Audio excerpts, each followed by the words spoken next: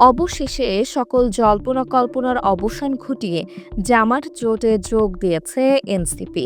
নাহিদ ইসলামকে এই জোটের মুখপাত্র বানানো হবে এবং এনসিপিকে ৩০ থেকে ৪০টা আসন ছাড়া হবে, এমন শর্তে জামাতে যোগ দিয়েছে গণঅভ্যুত্থানের একাংশের গুরুত্বপূর্ণ নেতাদের এই দলটি। এর আগে দলটির ৩০ জন নেতা জামাতের সাথে জোটবদ্ধ হতে আপত্তি জানিয়েছিল।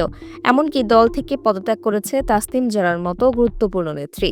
তবে এ দলের ১৪০ জন নেতা জামাতের সাথে যোগ দেওয়ার সিদ্ধান্তে সমর্থন দিয়েছেন। আরও বড় চমক হলো শুধুমাত্র এনসিপিই নয়, AB party, labour party, JST, এমনকি কর্নেল অলির নেতৃত্বাধীন এলডিপিও জামাতের সাথে জোটবদ্ধ হওয়ার জোরালো সম্ভাবনা আছে, যার ফলে আসন্ন নির্বাচনে জামাত ইসলামী জোটই সবচেয়ে শক্তিশালী হতে যাচ্ছে। অন্যদিকে জোটের হিসেবে বিএনপির সাথে খুব শক্ত কোনো দল নেই, কারণ বেশিরভাগ জোটের গুরুত্বপূর্ণ নেতারাই নিজেদের দল বিলুপ্ত করে ধানের শীষ প্রতীক নিয়ে নির্বাচনের সিদ্ধান্ত নিয়েছেন। সার্বিকভাবে জোট হিসেবে জামায়াতের জোটই এখন সবচেয়ে প্রভাবশালী।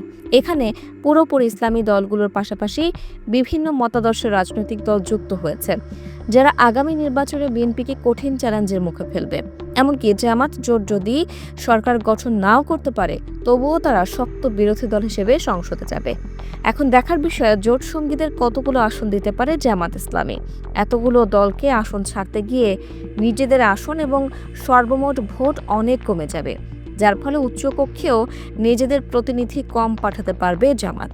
তবে আগামী নির্বাচনে বিএনপিকে শক্ত টক্কর দেওয়ার জন্য এরকম একটা জোট খুবই গুরুত্বপূর্ণ ছিল বলে মনে করেন রাজনৈতিক বিশ্লেষকরা।